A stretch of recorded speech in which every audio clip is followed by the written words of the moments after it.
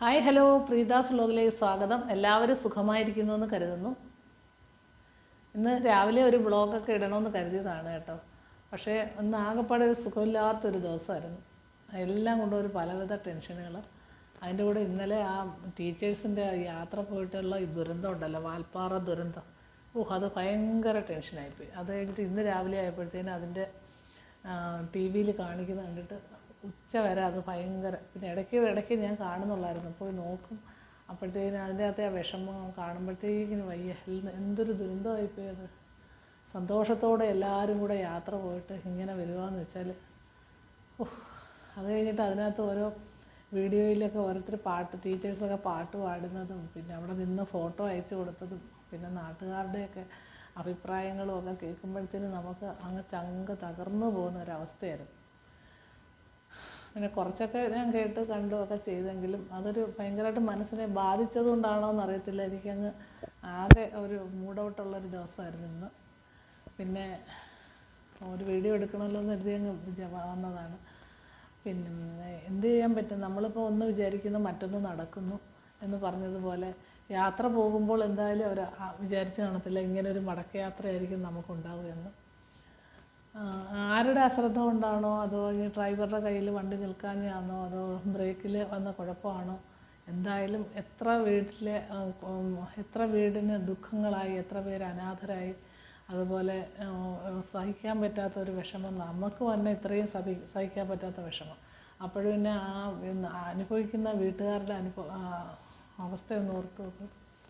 എല്ലാവർക്കും ആശ്വസിപ്പിക്കാൻ പറ്റും, പക്ഷേ പിന്നെ ഇവർ വന്നില്ലയോ, ഇനിയിപ്പോൾ അങ്ങ് കഴിഞ്ഞില്ലയോ, നിങ്ങൾ പിന്നെ എങ്ങനെയെങ്കിലും അതിനെ തരണം ചെയ്യണമെന്നൊക്കെ നമുക്ക് പറയാൻ പറ്റും. പക്ഷേ ആ വീട്ടുകാരനുഭവിക്കുന്ന മാനസികാവസ്ഥയെക്കുറിച്ച് ഒന്ന് ചിന്തിക്കുമ്പോൾ മാത്രമേ അത് മനസ്സിലാവുകയുള്ളൂ. അത് ഒരുപാട് എല്ലാം നല്ല ചെറുപ്പക്കാർ ടീച്ചേഴ്സ്. ഒരു സ്കൂളിലെ 14 പേരുള്ളത് 3 പേരെ എങ്ങാണ്ട് ഇനി ഉള്ളൂ. ബാക്കി എല്ലാവരും പോയി. ടീച്ചർമാരും ആയയും എല്ലാം. ദൈവമേ, ആ സ്കൂളിലുള്ള പോവാതിരുന്ന 3 ടീച്ചർമാരുടെ അവസ്ഥ അതിനേക്കാളും പരിതാപകരമായിരിക്കും. എന്ത് ചെയ്യാൻ പറ്റും, നമുക്ക് വിധിയെ തടുക്കാൻ പറ്റില്ലല്ലോ. ഓരോരോ ദുരന്തങ്ങൾ ഇങ്ങനെ വന്നുകൊണ്ടേയിരിക്കും. കഴിഞ്ഞ ദിവസം ആ നിതിൻ രാജ് എന്ന് പറഞ്ഞ പയ്യൻ ആത്മഹത്യ ചെയ്തത്, അത് കുറേ ദിവസം അതൊരു വിഷമമായിരുന്നു. പിന്നെ ഈ പറഞ്ഞ കണക്ക് ചൂരൽമല, വയനാട്, എല്ലാ ദുരന്തങ്ങൾ ഒരുപാട് വന്നുകൊണ്ടിരിക്കും. പക്ഷേ ഇതുപോലുള്ള അപകട മരണങ്ങൾ അതിനേക്കാളും പെട്ടെന്നുണ്ടാകുന്ന ഈ അപകടങ്ങളൊക്കെ എന്ന് വെച്ചാൽ നമുക്ക് ഒട്ടും സഹിക്കാൻ പറ്റുന്ന കാര്യമല്ല. എന്ത് ചെയ്യാൻ പറ്റും, വരുന്നതൊക്കെ അനുഭവിക്കുക എന്നുള്ളതേ ഉള്ളൂ. മനുഷ്യ ജന്മം എന്ന് പറഞ്ഞാൽ ഇത്രയൊക്കെ ഉള്ളൂ. നമ്മൾ ഈ നിമിഷത്തിൽ ജീവിക്കുക, അടുത്ത നിമിഷം നമ്മുടെ അല്ല എന്ന് പറയുന്നത് പോലെ ജീവിക്കുന്ന സമയം സന്തോഷത്തോടെ ജീവിക്കാൻ ശ്രമിക്കുക എന്നുള്ളതാണ്. മറ്റുള്ളവരെ ഉപദ്രവിക്കാതെ, ഒരു തുണ്ട് ഭൂമിക്കും ഒരു കയ്യാലയ്ക്കും ഒരു അല്പം സ്ഥലത്തിനും ഒക്കെ പിന്നെ ബന്ധുക്കൾ തമ്മിലും ഒക്കെ മിണ്ടാതെയും, പിന്നെ ഓരോ ചെറിയ ചെറിയ കാര്യങ്ങൾക്ക് വഴക്കിട്ടും, അയൽപ്പക്കക്കാർ തമ്മിലും അതുപോലെ വിഷമങ്ങളും എല്ലാം ഉണ്ടാക്കി വെച്ചിട്ട് പിന്നെ അവസാനം ഇതുപോലെ ഒരു നിമിഷത്തെ കാര്യത്തിനേ ഉള്ളൂ ഇതൊക്കെ എന്നുള്ളത് ചിന്തിക്കാൻ ദൈവം ഓരോരോ പാഠങ്ങളായിരിക്കും തരുന്നത്. എന്നാലും മനുഷ്യർ പഠിക്കത്തില്ല. മനുഷ്യർക്ക് എന്നാലും ഇതുപോലെ അല്പം വസ്തുവിനും വീടിനും എല്ലാത്തിനും വേണ്ടിയിട്ട് ആൾക്കാർ വഴക്കുണ്ടാക്കിക്കൊണ്ടിരിക്കും. മനുഷ്യൻ്റെ നിമിഷം മാത്രമുള്ള ഒരു ജീവിതമേ ഉള്ളൂ എന്നുള്ളത് മനസ്സിലാവുന്നില്ല. അതുപോലെ അഹങ്കാരവും, പിന്നെ അതുപോലെ പണം ഉള്ളവർക്ക് ഉള്ള ചില ആൾക്കാരുടെ ഗമയും, അതുപോലെ പണം ഒരുപാട് ചിലവാക്കുന്നതും, അതുപോലെ ഓരോരോ അഹങ്കാരങ്ങളൊക്കെ ദൈവം ഓരോ മനുഷ്യർ കാണിക്കുന്നതൊക്കെ കാണുമ്പോൾ നമ്മളോർക്കും അവരൊക്കെ എന്താ ഇത്രയും ഇതാണ്. പക്ഷേ എല്ലാം ഇത്രയേ ഉള്ളൂ കാര്യങ്ങൾ. എല്ലായിടത്തും അശാന്തിയും ഒക്കെയാണ്. ഇപ്പം ഗൾഫിൽ ആകപ്പാടെ പ്രശ്നങ്ങളാണല്ലോ. അവരും ആകപ്പാടെ വിഷമിച്ചിരിക്കുകയാണ്. ഇപ്പം ഒരുപാട് നമ്മുടെ സഹോദരങ്ങളൊക്കെ ഗൾഫിലുണ്ട്. അവരുടെ ജീവിത ഉപാധികളൊക്കെ ഇല്ലാതായി വരുന്നതൊക്കെ ആകപ്പാടെ പ്രശ്നങ്ങളാണ്. നാട്ടിൽ അവർക്ക് എന്തെങ്കിലും പ്രശ്നങ്ങളുണ്ടായാൽ നമ്മുടെ നാട്ടിലുമാണ് ഏറ്റവും കൂടുതൽ ബാധിക്കുന്നത്. എല്ലാ പ്രവാസികളും ഒരുപാടുള്ള സ്ഥലമാണല്ലോ നമ്മുടെ കേരളം. എല്ലാ വീട്ടിൽ നിന്നും 1-2 അംഗങ്ങളെങ്കിലും കുറഞ്ഞത് ഗൾഫിൽ കാണും. അപ്പോൾ അവരൊക്കെ ജോലിക്കുണ്ടാകുന്ന ബുദ്ധിമുട്ടുകളൊക്കെ വരുമ്പോൾ നമ്മുടെ നാടിനെയാണ് അത് ഏറ്റവും കൂടുതൽ ബാധിക്കുന്നത്. അങ്ങനെ ആ യുദ്ധം എത്രയും പെട്ടെന്ന് നിർത്താൻ തോന്നട്ടെ എന്നാണ് നമ്മൾ പ്രാർത്ഥിക്കുന്നത്. ഇങ്ങനെ ഓരോരോ പ്രശ്നങ്ങൾ ഓരോ ദിവസവും വരുന്നുണ്ട്. ഗൾഫ് യുദ്ധം തന്നെ എല്ലാവർക്കും ഒരു ഭയങ്കര ഗൾഫിലോട്ട് ഇപ്പോൾ ഈ ആണവ ഇതിലുള്ള ഡ്രോൺ ആക്രമണമൊക്കെ വരുമ്പം തന്നെ നമ്മൾ ആകപ്പാടെ ടെൻഷൻ അടിച്ചിരിക്കുകയായിരിക്കും. അതിലൂടെയാണ് ഇപ്പോൾ ഇങ്ങനൊരു ദുരന്തവും കൂടെ വന്നത്. വിഷുവൊക്കെ ആഘോഷിച്ച് എല്ലാവരും സന്തോഷത്തോടെയും സമാധാനത്തോടെയും ഇരിക്കുമ്പോഴാണ് ഇങ്ങനത്തെ ഏറ്റവും വലിയൊരു ദുരന്തം വന്ന് പതിക്കുന്നത്. ഇപ്പം ഒരു ചെറിയ ആക്സിഡൻ്റ് ഉണ്ടായി, എല്ലാവർക്കും കുറച്ച് പരിക്കൊക്കെ പറ്റിയെങ്കിലും നമുക്ക് ഒരു സങ്കടം ഉണ്ടെങ്കിലും അതൊരു സമാധാനമുള്ളതായിരുന്നു. ഇതിപ്പോൾ ഇത്രയും പേരൊക്കെ മരിക്കുക എന്നൊക്കെ പറയുന്നത് ഒട്ടും സഹിക്കാൻ പറ്റുന്നില്ല. അതിൻ്റെ ഒരു വിഷമം എന്തായാലും എൻ്റെ വാക്കുകളിൽ നിങ്ങൾക്ക് കാണാൻ പറ്റും. അതുപോലെ തന്നെ ഞാൻ ഇന്ന് ടി വി കണ്ടിട്ട് പിന്നെ ടി വി ഓഫ് ചെയ്ത് വെച്ചിരിക്കുകയാണ്, വാർത്ത പോലും ഒന്നും കേൾക്കുന്നില്ല.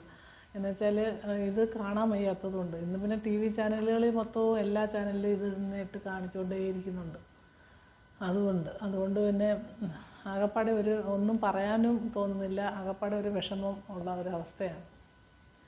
അതുകൊണ്ട് ഞാൻ പറയുന്നത് നമ്മുടെക്ക് കിട്ടുന്ന ഒരു അല്പസമയം എല്ലാവരും സന്തോഷത്തോടെയും സമാധാനത്തോടെയും ജീവിക്കുക.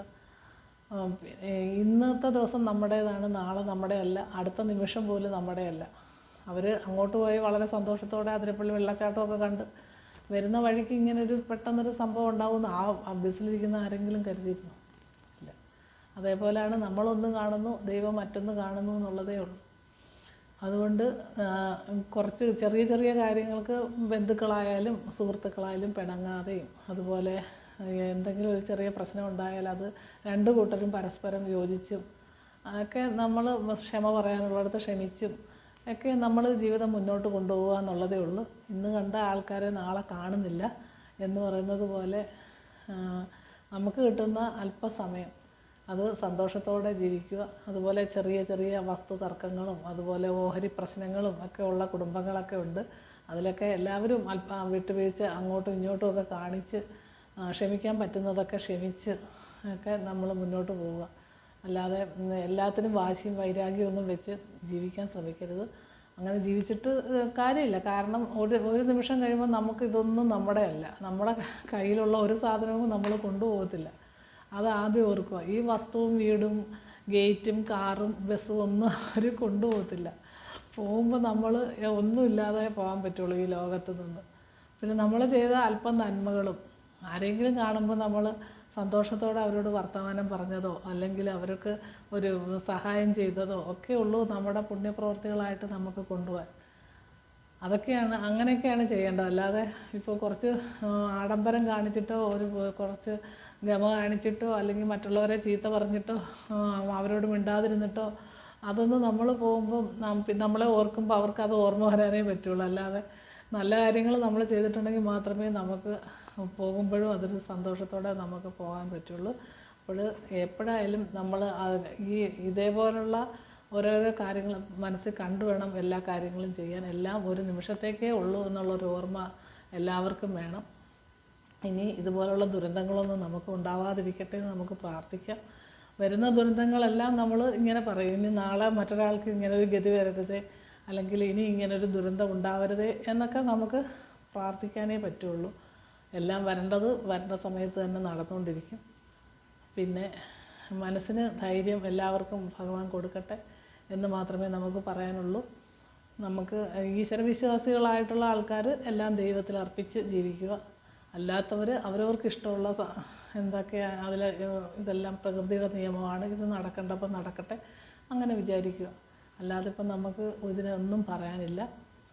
എന്തായാലും മരിച്ച എല്ലാ ആൾക്കാർക്കും ആദരാഞ്ജലികൾ അർപ്പിക്കുന്നു. അതുപോലെ തന്നെ എല്ലാവർക്കും അവരുടെ വീട്ടിലുള്ള എല്ലാവരും മനസ്സിന് ധൈര്യവും ഒക്കെ കണ്ട് കുറച്ച് മനസ്സിനൊരു സന്തോഷമൊക്കെ വരാനുള്ള കുറച്ച് കാലങ്ങളെടുക്കും. എന്തായാലും അതിനുള്ള ഭഗവാൻ അതിനൊരു വഴി കാട്ടി കൊടുക്കട്ടെ. അവരുടെ മനസ്സിനൊരു ധൈര്യമൊക്കെ കിട്ടട്ടെ, എല്ലാ പ്രശ്നങ്ങളെ അഭിമുഖീകരിക്കാൻ കഴിയട്ടെ എന്ന് നമുക്ക് പ്രത്യാശിക്കാം.